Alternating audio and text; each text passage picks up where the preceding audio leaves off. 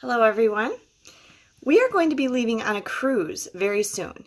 And so I wanted to tell you a little bit more in detail about that and also tell you in a little more detail about my past cruises that I've done so far. Now, compared to a lot of travel YouTubers that I watch and subscribe to, I haven't been on very many cruises, but I'm hoping to change that and go on more, going forward for the rest of my life. So far, I've been on 4 cruises. So this one that we're going on this month will be my 5th cruise. This will be my daughter Megan's 3rd cruise, and this will be my son Ben's 2nd cruise. My older son Andrew is actually tied with me. He's also been on 4 cruises because we did 3 together. There was one he did without me with his music department from high school, and there was one that I did without him, which was my honeymoon. Okay, first I'll tell you about the cruise we're going on shortly. It's for my birthday, and so I'm excited about that because I usually really hate my birthday. The older I get, the more I hate it. And for some reason, my birthday month, I get really, really depressed, and I usually like don't enjoy my actual birthday at all. And then as soon as my birthday's over, I feel tons better. So I don't know what that's about. Does anybody else have that problem? I don't know. As I've gotten older, I've just not enjoyed my birthday at all. I don't know if it's necessarily about getting older or what. Well, this is going to be a 4-night Bahamas cruise on Royal Caribbean's Mariner of the Seas. And Mariner of the Seas just this year underwent a huge refurbishment. They brought it back over from Asia. So they changed a lot of things, and there's a whole bunch of new features that we're excited to check out. We will be going out of Miami. We're flying down the night before, staying in a hotel with a free airport shuttle, and then the rate that I got includes a shuttle to the ship. So that's how we're getting to the ship. And it goes to, and I'm not sure of the order, but it's a typical 4-night Bahamas itinerary. It goes to Nassau, Coco Cay, which is one of Royal Caribbean's private islands, and then there's a sea day. And then it returns to Miami. Because it's going to be late August, I am carefully watching the weather because that is peak hurricane time. I did, of course, buy the travel insurance so that if there's an issue, I'm not too concerned because we still have an entire additional week after that before school starts. I did read about some people last year who, like, their cruise got extended a long time because they couldn't go back to port because of the hurricanes, and like they missed the beginning of the school year and work and all that. But I'm not too concerned about that because we have quite a bit of buffer. And one thing I wanted to note, my first 2 cruises were 7-night cruises. They're both Eastern Caribbean, which was fantastic. I would very much like all my cruises to be at least 7 nights or longer, but I've realized something as I've been trying to book future cruises for me and my kids, that I just don't think I'm ever going to be able to afford to take all 4 of us on a 7-night together, unless something massive changes in my life. Because, well, the only way that I would ever be able to do that is if I booked the cruise if I either saved up for 2 or 3 years, which I find that to be impossible.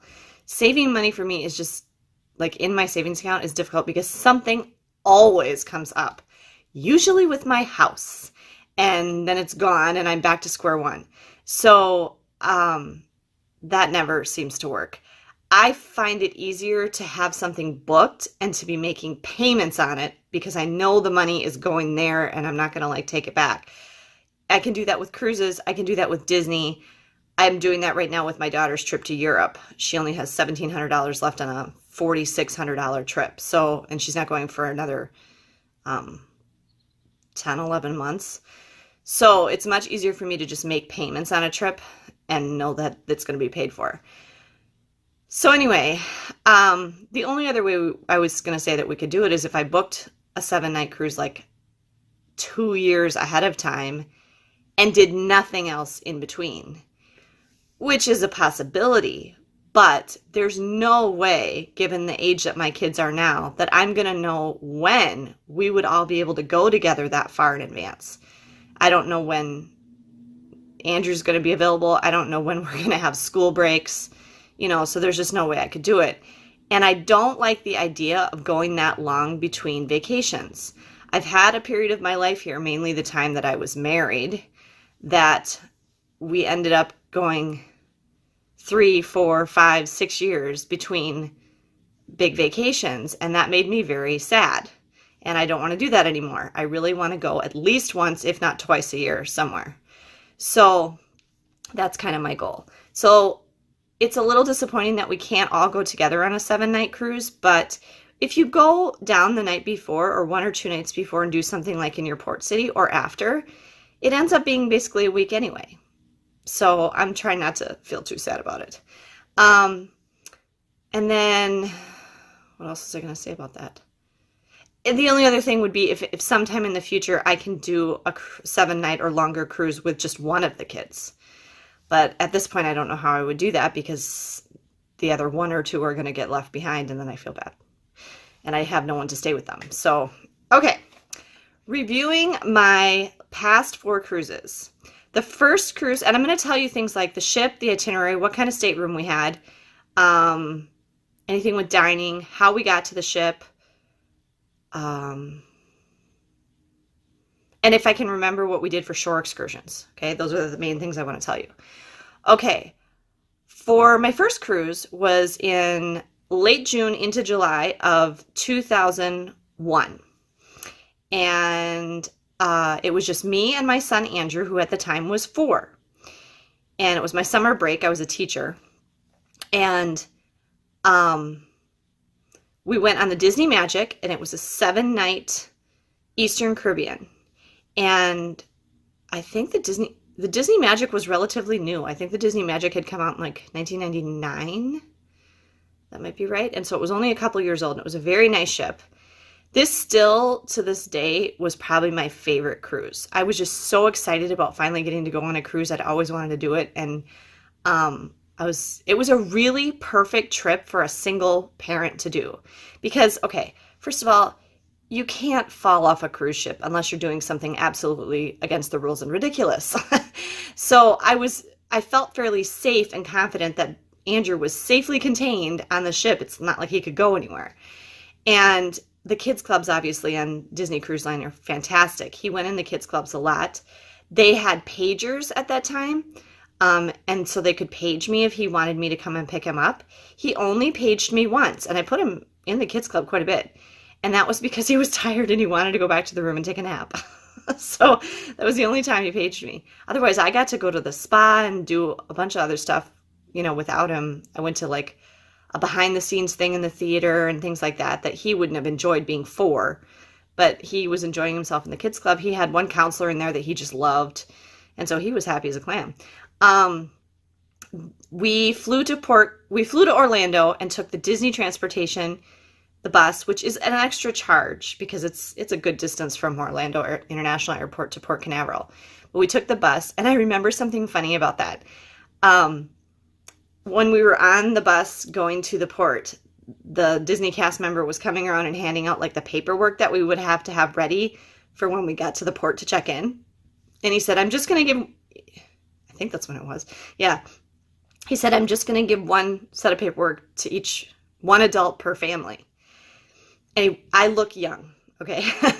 I still look young, and I definitely looked young then. I was only 28 years old. I wasn't like a teen mom or anything. I had my son when I was 24, but I was 28 years old. He was 4. We're sitting together on the bus, and the guy walked right past me. And I had to say, excuse me, sir, I need that. And he goes, no, ma'am, or no, miss. No, miss, I'm sorry. This is only for the adults. And I said, I am the adult. Can I have the paperwork, please? So I knew that was kind of funny. If you've been on a Disney cruise out of Port Canaveral, the Disney terminal is beautiful and lovely, and they have the characters there and this big model of the Disney Magic that you can look at inside and take pictures with and stuff, and it's very nice. And there's Disney cartoons to watch and everything, and to keep your kids entertained while you're waiting, which I've never had to wait very long, and to board the ship. And so that's what we did there. And the itinerary, well, first, let me tell you about our stateroom. We had an ocean view stateroom. So not a balcony, but a window, and basically a porthole, but it was on deck 2, and the window portholes there are huge. Like Andrew could stand in it, and it still was bigger than him. So, and looking at the deck plans now, like when I've been kind of contemplating Disney cruises now, I'm always a little hesitant about deck 2 because the deck above it, deck 3, has, you know, the main lobby and a restaurant and stuff, and the bars and clubs. And I'm kind of like, ooh, do I want to be on this deck because of noise? But I don't remember having any noise issues at all. It was very quiet and nice, and we slept great, and I don't remember having any problems at all. So we were on deck 2 in an ocean view stateroom, and you came in, the bathroom was to your right, and we had that split bath that Disney's famous for, and then it was the bed. And then there's a curtain that goes across, and then closest to the window was the like the seating area with the couch and the table and stuff. And so that was really nice because I could be up either after or before Andrew, like reading or watching TV or whatever, and have the curtain closed and he could be asleep. So that was nice. And then our dining situation, and this is something that I'm wondering if it has changed, and I'll tell you why when I get to our last cruise. The first 3 cruises I took, we were always seated with other people.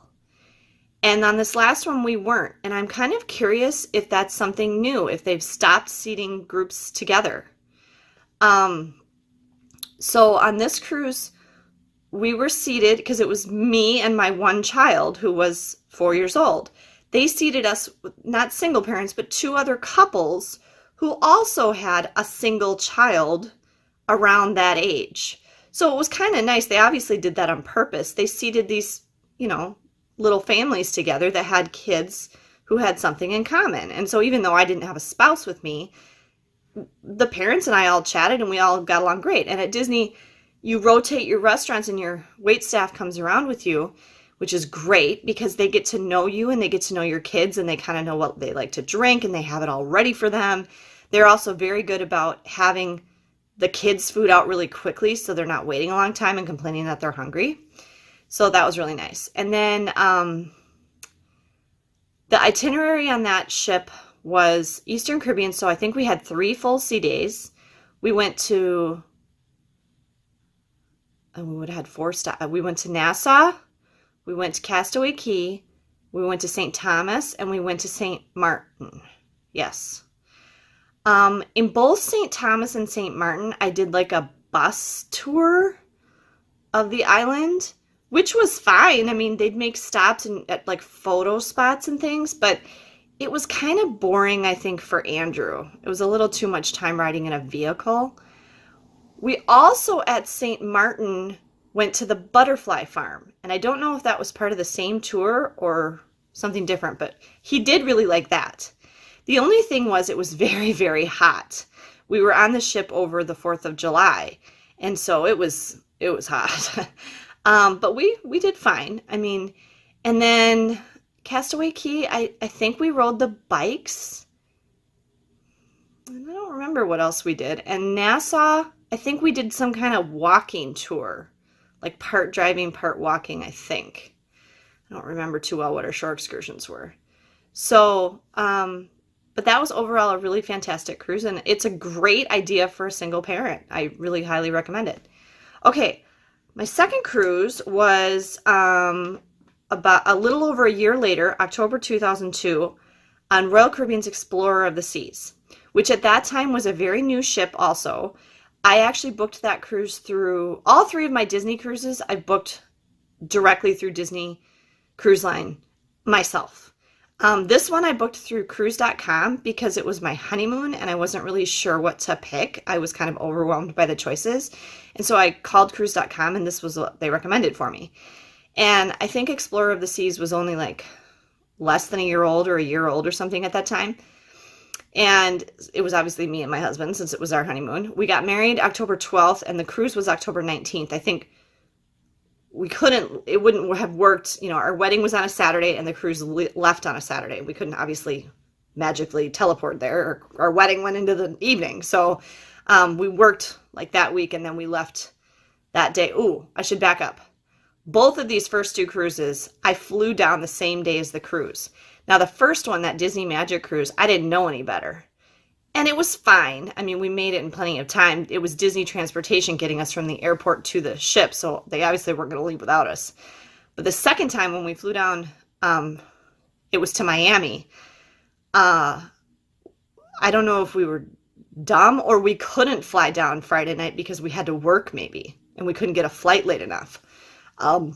So that was a little nerve-wracking because, you know, we were cutting it kind of close because we have to drive 2 hours to the airport in Minneapolis, and then we would have to fly. And so I don't know if it was a really early morning or what the deal was, but I don't recommend doing that. I was out of Miami, and this was not a very pleasant experience. After my experience at the Disney Cruise Terminal in Port Canaveral, Miami seemed really icky. And I know that right now Royal Caribbean is building a brand new cruise terminal in Miami, and we're going on Royal Caribbean again in a year, and so that should be done by then, so I'm excited to see what that'll be like. But at this time, I don't think it was their designated cruise terminal. It was just a terminal that they used. It had like metal folding chairs, and we had booked like the shuttle from the airport to the port, and the Royal Caribbean representative met our plane and then like gathered a big group of us together, and then we rode this coach bus over to the airport or to the pier, to the port. But we were kind of just herded like cattle. It was a very long process, and it was just, ugh, I didn't like it at all. And it wasn't anything like what I experienced with Disney, so I was kind of disappointed. And then the ship, though, holy moly, that ship was like huge, first of all. I mean, you think the Disney ships, the legacy ships, Magic and Wonder, are big, but this ship was really big. And they're still very, very big ships. Those, is it Voyager class? All those. They're very big ships, and to think that the Freedom class and the Oasis class are even bigger, it's just even hard to imagine, because this one seemed just huge to me. My husband and I kind of joked because we kept losing each other. Like we had no way to communicate. I mean, people are smart who bring like a whiteboard and like put it on their door. We saw some families with walkie-talkies to keep in touch. Now they have like the wave phones on Disney, and more cruise lines now are coming out with an app that you can use to communicate and find out information about your cruise while you're on it without having to use your data. So that's nice. But at this time, there was no way to really communicate with each other other than to like leave paper notes in the room. And so we would like miss each other all the time. We couldn't find each other because the ship was so big. And our stateroom on that one was in the front. It was in the bow, and it was a ocean view again, not a balcony. So we had the big porthole window again, but it was slanted because we were literally right in the front facing the bow, facing forward. So we were on that slanty part, like either right above or below the bridge. And you couldn't really see much out the window other than the sky. But I liked that room because it was actually really big. It seemed to have a lot of extra space. And since it was just the two of us, you know, we just seemed to have a lot of floor space to walk around. The bathroom was painfully tiny, but the room itself was really large, and I enjoyed that. And some people wouldn't like being on the bow like that because you really feel the motion of the ocean, but I liked it because it kind of like rocked us to sleep. It was kind of nice. I've never really had trouble with ocean stuff. I actually was going to join the Coast Guard at one point. I love the ocean, and on our last cruise, the one we just took a year ago, it was very rough seas, and people were like all over on the ship all the time. And I was really pleased because nobody got seasick. My kids were all trooper. They're all like, this is fun. You know, they didn't care at all. Nobody got sick. So I was really happy about that. And then on this one, it was a very similar dining again. We were seated with other people. We were seated with 3 or 4 other couples, with one exception. The one couple, and I've told you about them before because he was the one who had surgery, and they'd been on like 65 cruises, that was at our table, the oldest couple at our table. They had their grandson with them. He was a very nice young man. He was like 12, 13 years old. And they had a tradition of taking one grandchild with them on each of their cruises. So I thought that was kind of neat. And then we met a couple at lunch one day that they'd been on a lot of trips. They had like 8 kids, I think. They had like 8 or 10 kids or something. And yet they took a trip together every year, just them, no kids, no matter what. Which I remember saying to my husband, like, oh, we have to make sure we do that. Yeah, we never did that. Anyway. Yeah. But I kind of liked having other people with us at dinner because you got to talk to them and find out, like, what did you guys do today in this port? And, oh, what did you like and what didn't you like and stuff like that. And it was kind of fun. So I was prepared for that on our last cruise. And then when it didn't happen, I was kind of like, oh, okay. Then the itinerary was very similar to the other Eastern Caribbean. We didn't go to any of Royal Caribbean's private islands. I don't know if they didn't have them then or what. But anyway, we went to San Juan, St. Thomas, Nassau, and St. Martin. I don't know what the order was. In Nassau, we did like a historical tour. Like I remember we went to some of the old fort remnants and like around the city and stuff like that. So it was like you were on a bus and then they'd stop a place and kind of walk around and tell you about stuff and then you get on again and go to a different place. It was like that. And was it also there? Maybe it was there. Someplace I danced with flamingos. Where is that? One of those stops I danced with flamingos. They picked me and I got to go out and dance with the flamingos. I don't know where that was. I think it was in Nassau. Might have been part of that same tour. I'm not sure. Anyway, and then in San Juan, we had met another honeymooning couple, Jen and Flynn or Ryan Dugan. Very Irish. Hey, Dugans, if you're still out there. And we kept running into them at different things on the ship and stuff, and they were really nice, and we got off with them at San Juan. We had not booked anything. I don't remember if they had, but we were just going to walk around the old city, but I didn't do my research then. And so we missed out. Like, I didn't know about you could go to the forts and stuff. I didn't know about any of that. And I remember we got rum. They had free rum at the Welcome Center, and we all tried it. And then we just kind of walked around, and we didn't really do anything because we didn't know what we were doing. And we went back to the ship kind of early and had dinner at Johnny Rockets that night. I remember that. And then in St. Martin, we had just a beach day. We walked up and down and kind of shopped a little. And then I remember that was when we first discovered those t-shirts, the Del Sol t-shirts that are now everywhere. I don't know, are they still everywhere? That turned color in the sun. And we were all excited and we're like, oh, this is so cool. That was the first time we'd ever seen those. And then we had a beach day and we got floating mats, and that's the time we got stung by sea lice, which is jellyfish larvae. And we had to go to the medical center when we got back to the ship. We were fine by dinner, but it was just not something we were expecting, so that was kind of painful. And then St. Thomas. Yeah. In St. Thomas, I had been to St. Thomas before, and when we went around that tour when I went with Andrew, I remembered they showed us Magens Bay, like from up high. And I went, oh, I want to go to that beach. And so we booked a shore excursion through Royal Caribbean to Magens Bay for the day. And I had this wonderful romantic notion in my head, well, really about my whole honeymoon, actually, and it didn't turn out that way, which was a painfully window into what my marriage would be, which was that my husband really only cared about himself and what he wanted to do, and didn't really give any thought to me or what I wanted to do. And so I had this whole romantic day. We were going to swim together and lay on the beach and talk and all this.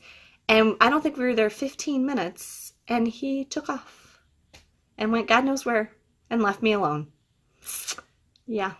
And so I spent my whole shore excursion day at St. Thomas at Magens Bay by myself, feeling like an idiot because I was on my honeymoon and I didn't have my husband with me. So anyway, that's why we kept missing each other on the ship too, is because he kept taking off and going God knows where by himself and just leaving me alone. But anyway, this is something bad that happened. It came time to go back to the ship, and my husband never wore a watch, okay? So he has no idea what time it is. And this is before smartphones or anything. I mean, we probably had cell phones, but we obviously didn't have them with us. And we're all back on the bus thing. It was like an open-sided thing, like you'd take on Safari or whatever. And I'm sitting there, and I know my husband's not back. And they know they're missing someone, but they don't know who it is. And I was so embarrassed and so mad at him that he wasn't back on time, because everybody on the bus was really annoyed because they're like, we need to get back to the ship. Now, because it was booked through Royal Caribbean, we knew they weren't going to leave without us. So we weren't too worried. But obviously, like, the guy running the bus or whatever is kind of annoyed because he's supposed to be back to the ship at a certain time and we're missing a passenger. And they kept saying, we're sorry, folks, we're still missing someone. And I'm just sitting there like wanting to crawl under a rock and die because my husband is holding us up. And he finally comes sauntering back all casual, not in any hurry at all, like 20, 30 minutes after we were supposed to have left. And I wouldn't even speak to him. I was so embarrassed because then everybody knew it was my husband. I was so embarrassed and I was so mad at him because everybody was mad and he was holding everybody up. So yeah, that was not a good experience. So anyway, I never went on a cruise with him again. Shocking. Okay, the next one was a little over 2 years later, and it was on the Disney Wonder, and it was a 4-night Bahamas cruise, similar to the one we're doing next. And it was out of Port Canaveral again. We flew down, but this one we were there for a while before we went on the cruise. We actually went to Universal Studios for several days. We rented a car, and we drove the car to Universal Studios. We stayed at the Hard Rock Hotel. And then we drove to the port and parked and took the car back to the airport afterwards. So we had a car the whole time. And so we weren't in any rush at all. My dad went with us. It was my dad, me, my husband. Andrew was at the time like 7, I think. And Megan was a baby. And you can't do this anymore. She was only 5 months old. And you can't take infants that small on a cruise anymore, that young. And so that was kind of fun. I remember they had this really cute little baby life jacket for her that had a little built-in hat and it was like a little outfit. It was really cute. And I took a picture of her in it because I thought it was so adorable that they have for babies. And you can like hook it to yourself so they could just float next to you if you go overboard. Anyway, it was kind of fun. And on that one, we had a balcony stateroom. And it was big. I think we were on deck 8, like aft. And same kind of setup. The split bathroom was first and then the bed, and I'm sure my husband and I took the bed, and then we had a portable pack and play thing for the baby that the ship gave us, and then the couch and the bunk above it. My dad slept on the lower part and Andrew slept on the top, and then the balcony was past that. So that was a very nice room. That's the last time I had a balcony. It's the one and only time I've had a balcony. We do have a balcony on this next cruise. Okay, so, and then dinner arrangements were with one other family of 4, because technically we were only 4 at dinner because little baby Megan was supposed to be in the nursery. However, she didn't want to do that. I exclusively breastfed Megan until she was 2. I mean, she obviously had started eating food by then, but she never had a bottle. She only had mama until she was 2. And so she really couldn't be away from me very long because she wanted her mama. And she did not like going in that nursery. I mean, I'm sure they did a great job, but she was just very unhappy. And both like the first 2 nights, they paged us within like 20 minutes because she was screaming. And they're like, we can't have this baby in here, sorry. And so that was kind of disappointing because then at dinner we had this baby with us and she was too little to sit up in a high chair. So we just had to hold her. So that was kind of a bummer. I do not recommend taking a baby on a cruise. They're just not going to have any fun and you're not going to enjoy it as much because you have to deal with a baby. So I really recommend, like, if you're going to take a kid on a cruise, wait until they're like at least 3. And preferably out of diapers. That would be my recommendation. For ports in that one, in Nassau, we got a day pass thing at Atlantis. We took a cab there. We did it on our own. We actually called somehow from the ship.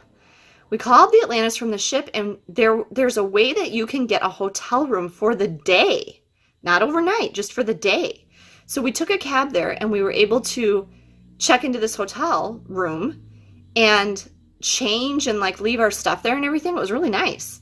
And then we went and we got to do the water park and all that at Atlantis for the day, and then go back to the hotel room and change back into our regular clothes and then take the taxi back.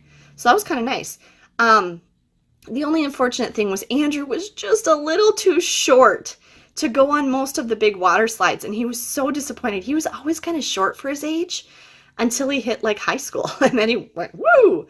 So that was kind of a bummer because he really wanted to do like that one slide that goes down and then you end up with the sharks, going through the sharks, and he couldn't do it because he wasn't tall enough.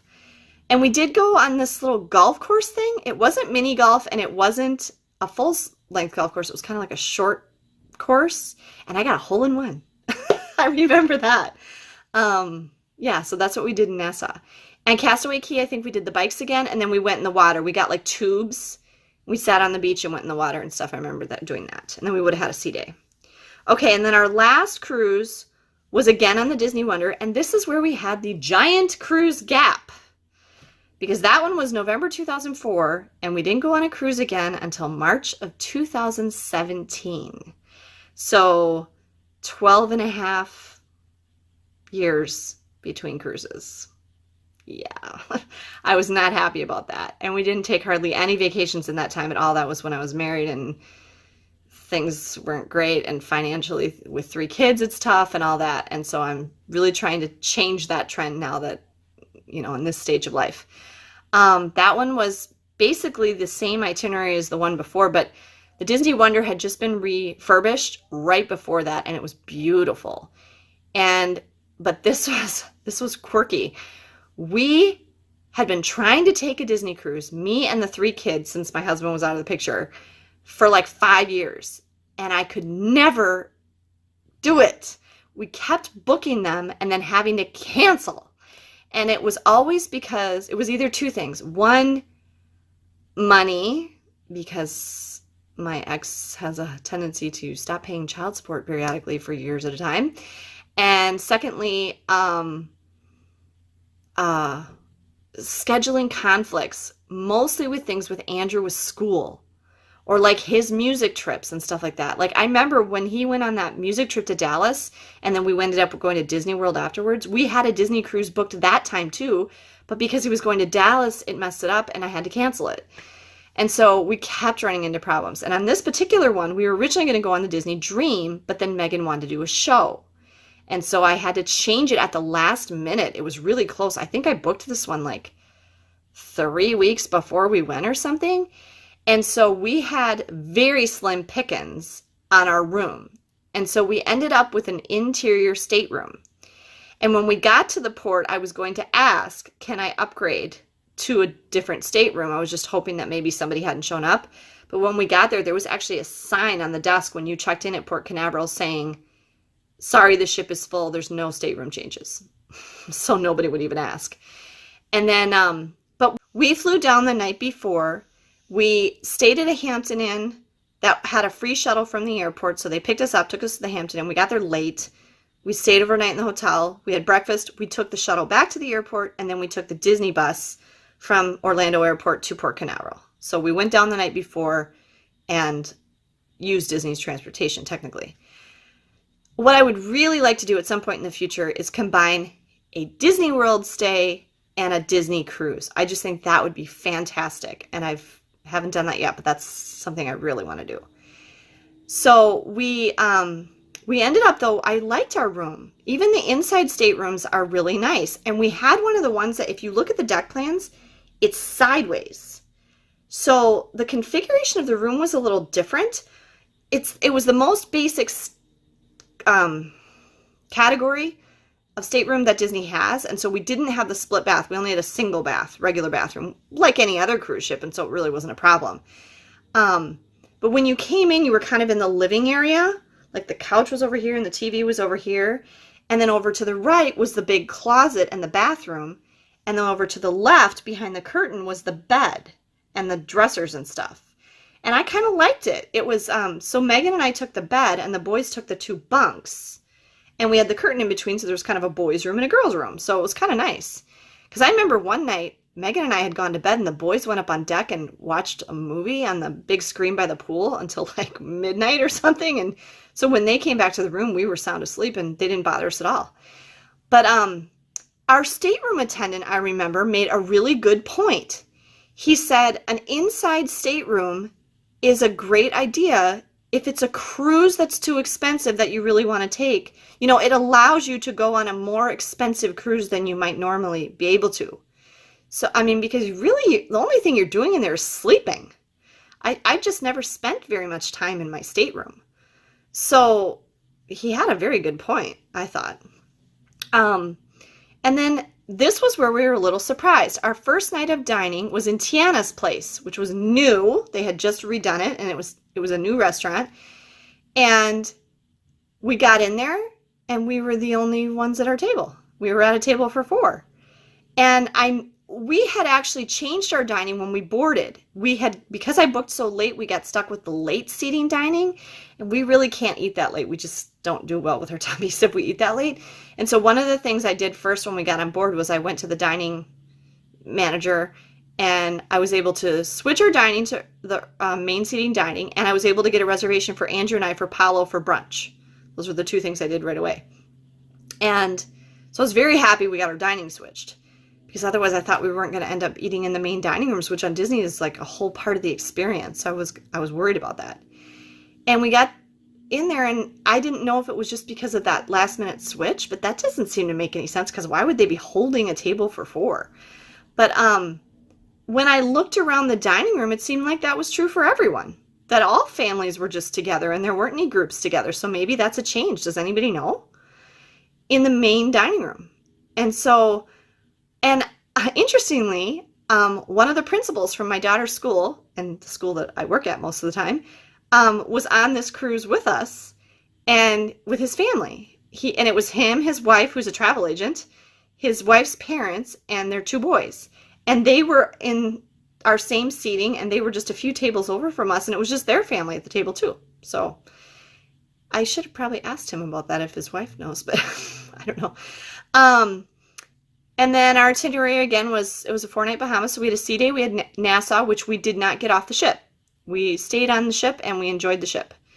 And in Castaway Cay, we did the bikes and we tried to snorkel, but it was freezing. It was so cold. Like, I remember at breakfast that morning, we were sitting outside and eating our breakfast, and we were looking because some people had already gotten off the ship. And I was like, how come nobody's in the water? That's why. It was really cold. I had no idea that the water could be that cold. I mean, it was like Lake Superior cold in March. So I don't know if it was something with the currents or just the time of year or what, but it was really cold. And that was it. We got back and went straight back to the airport and flew home. So that was our last cruise. So our last cruise was, so I had 3 in like 3 years basically, and then a huge almost 13-year gap, and now 1 last year and now another one this year, and we have another one booked for next year. So I'm hoping to go, what I'd kind of like to do is alternate. If I can do 2 a year, I will be very happy. I would like to alternate cruise land vacation kind of thing, if that makes sense. And then I'd also kind of like to alternate Disney, not Disney, Disney, not Disney. So if I can somehow figure out how to do that, I'm not sure. But that is my history of cruises, and I hope you enjoyed this and got some valuable information in case you're planning a cruise. And I hope you all have a good day and safe travels.